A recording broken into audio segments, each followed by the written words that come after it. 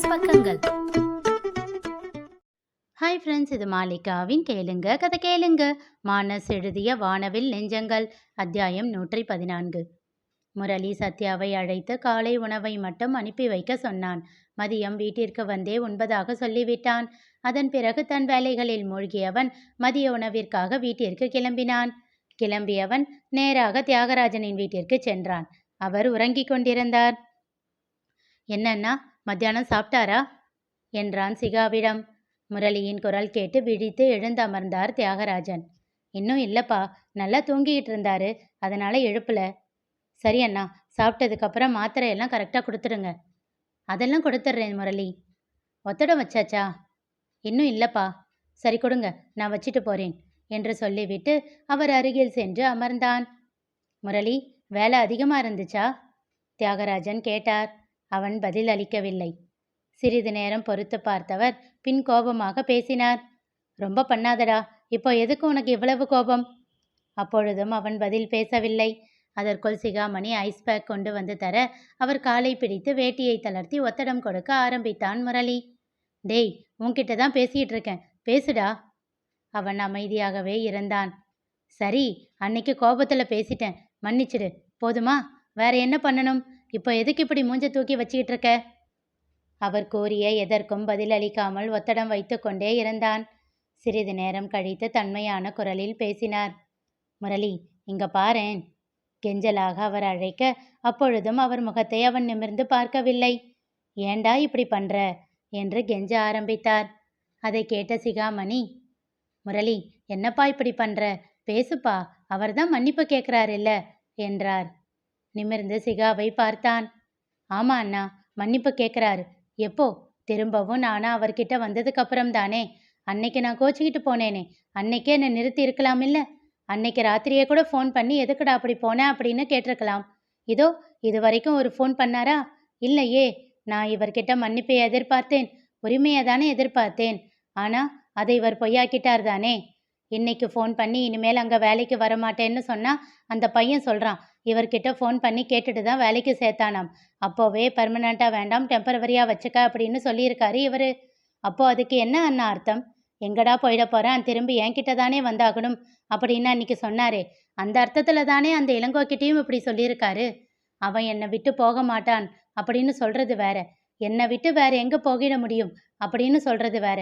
உங்களுக்கு வித்தியாசம் புரியுதா அண்ணா? கடைசியில் அவர் நினச்சது தான் நடந்திருக்கில்ல.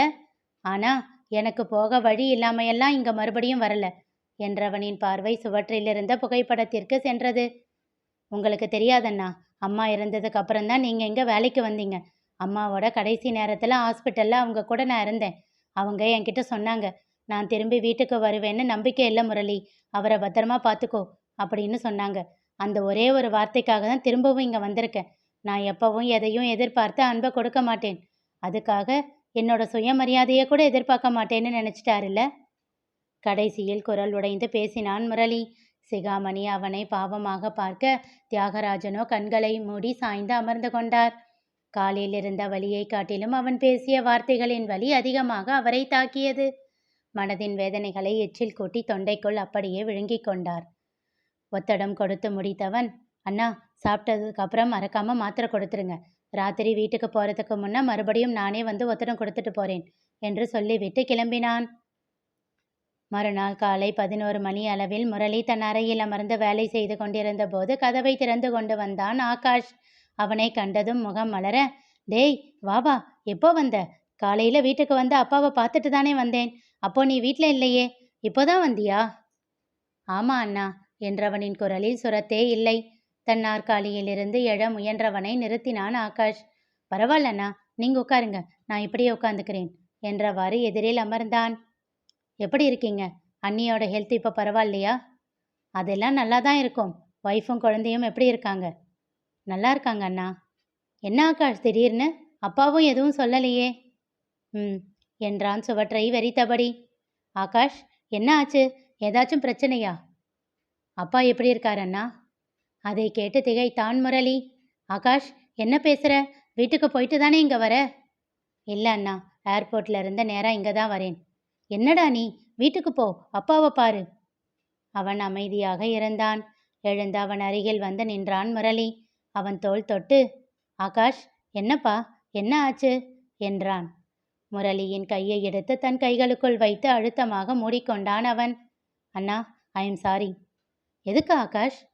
அன்னைக்கு அப்பா உங்ககிட்ட கோபமா பேசினது எனக்கு தெரியும். அவர் பேசின வார்த்தைகள் எல்லாம் உங்களுக்கானது இல்லை, எல்லாம் எனக்கானது. என் மேலே இருக்கிற கோபத்தை தான் உங்க மேலே காட்டியிருக்காரு. என்ன திட்ட வேண்டிய வார்த்தைகளை எல்லாம் உங்களை திட்டியிருக்காரு. என்ன சொல்ற ஆகாஷ்? அண்ணா, உங்ககிட்ட ஒரு 10 நிமிஷம் பேசணும். பேசலாமா? சரிப்பா, பேசு என்றான் முரளி. ஆகாஷ் வீட்டிற்கு சென்றபோது தியாகராஜன் உறங்கிக் கொண்டிருந்தார். தன் அறைக்கு சென்று குளித்து உடை மாற்றி வந்தான். தம்பி, ஏதாச்சும் சாப்பிட்றீங்களா? இல்லை அண்ணா, வரும்போது சாப்பிட்டுட்டு தான் வந்தேன். மதியமாக சாப்பாடு சாப்பிட்டுக்கிறேன். சரி தம்பி, கொஞ்ச நேரம் ரெஸ்ட் எடுங்க. இல்லை அண்ணா, எனக்கு தூக்கம் வரல என்றவன் ஹாலில் அமர்ந்து டிவி பார்க்க ஆரம்பித்தான். சிறிது நேரம் கழித்து கண் விழித்தார் தியாகராஜன். அவரிடம் சென்றான் ஆகாஷ். அவனை கண்டதும் கோபத்தில் முகத்தை திருப்பிக் கொண்டார். அதையெல்லாம் கண்டுகொள்ளாமல் அவர் அருகில் சென்று அமர்ந்தான்.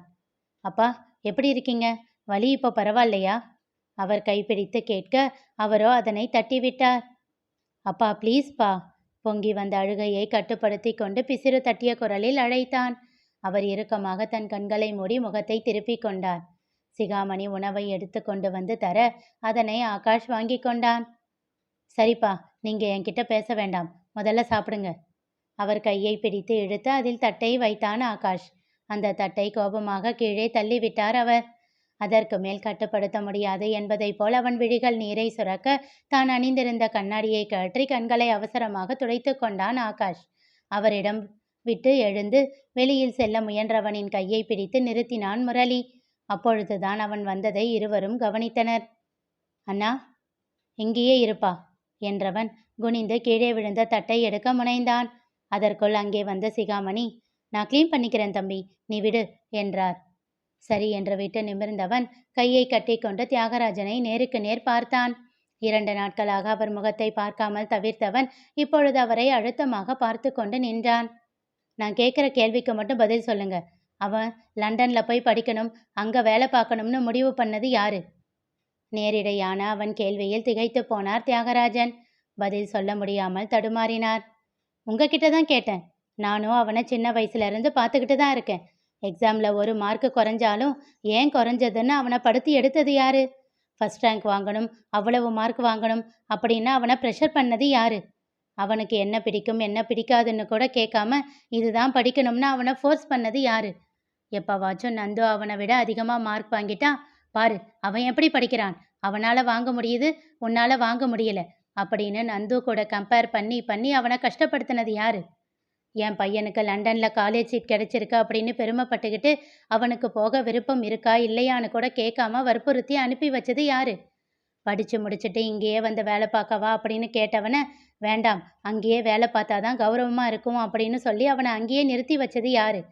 கல்யாணத்துக்கு பொண்ணு பார்க்குறப்போ என் பையன் வெளிநாட்டில் வேலையில் இருக்கான் அப்படின்னு பெருமை அடிச்சுக்கிட்டு அங்கேயே அவன் கூட ஒத்துக்கிற பொண்ணா பார்த்து கல்யாணம் பண்ணி வச்சது யாரு? மூச்சு விடாமல் கேள்விகளை கேட்டுவிட்டு அவர் முகத்தை குற்றம் சாட்டும் பார்வையோடு பார்க்க அவர் ஆகாஷை திரும்பி பார்த்தார். அவனோ ஜன்னல் கம்பியில் தன் கைகளை இறுக்கி பிடித்து கொண்டு தோட்டத்தில் தன் பார்வையை பதித்திருந்தான்.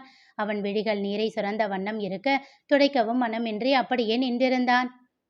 இத்தனை வருஷம் கழிச்சு அவனோட லைஃப் அங்கதான்னு செட்டில் ஆனதுக்கு அப்புறம் இப்போ வேலையை விட்டுட்டு திரும்ப வாடான்னா எப்படி வருவான்? இது உங்களுக்கே நியாயமா இருக்கா? இன்னும் எத்தனை வருஷத்துக்கு அவனுக்கான முடிவை நீங்களே எடுத்துக்கிட்டு இருப்பீங்க? அவனுக்குன்னு விருப்பு வெறுப்பு கிடையாதா? ஒரு நொடி முரளியை பார்த்தவர் பின் தன் பார்வையை தாழ்த்தி கொண்டார். நீங்க போனா போறதுக்கும் வானா வர்றதுக்கும் அவன் என்ன மனுஷனா இல்ல மிஷினா? என்னால தனியா இருக்க முடியல, கஷ்டமா இருக்கு, யாரும் கூட இல்லை அப்படின்னு சொன்னீங்களாமே. அவன் அங்க அனுப்பும்போது இதை பத்தியெல்லாம் யோசிக்கலையா? ஒரே பையனை இப்படி அனுப்பிட்டா பிற்காலத்துல என்ன பண்ணுவோம் அப்படின்னு அப்போவே நீங்க யோசிச்சிருக்கணும். அப்போ உங்களுக்கு உங்க பெருமை தான் பெருசாக தெரிஞ்சது. இப்போ வயசானதுக்கு அப்புறம் தான் உங்களுக்கு அவன் தேவையா இருக்கானா? நீங்க பெத்துட்டதுனால அவன் உங்க அடிமை இல்லை. அவன் என்ன உங்களை பார்த்துக்க மாட்டேன்னா சொல்றான்? இல்லையே, அவன் கூட வந்து இருங்கன்னு தானே சொல்றான். உங்களுக்கு அவன் தேவைன்னா அவன் கூட போய் இருக்க வேண்டியது தானே. அதை விட்டுட்டு அவனை என்னெல்லாம் பேசியிருக்கீங்க? நீங்க அவ்வளவு பேசினதுக்கு அப்புறமும் நீங்க எப்படியோ போங்கன்னு விடாம உங்களை தேடி ஓடி வந்திருக்கான் இல்ல, அதுதான் அவன் கிட்ட உங்க கோபத்தை காட்டுறீங்க.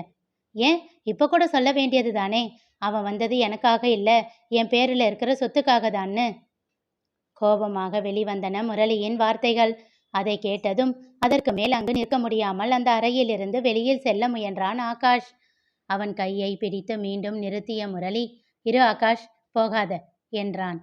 சட்டென்று முரளியை அணைத்து அவன் மார்பில் சாய்ந்தவன், எல்லான முடியல அண்ணா, ரொம்ப கஷ்டமா இருக்கு என்று சிறு பிள்ளையைப் போல் தேம்பி தேம்பி அழ ஆரம்பித்தான். இனி நிகழப்போவது என்ன தெரிந்து கொள்ள தொடர்ந்து கேளுங்க. கதை கேளுங்க. மீண்டும் சந்திப்போம்.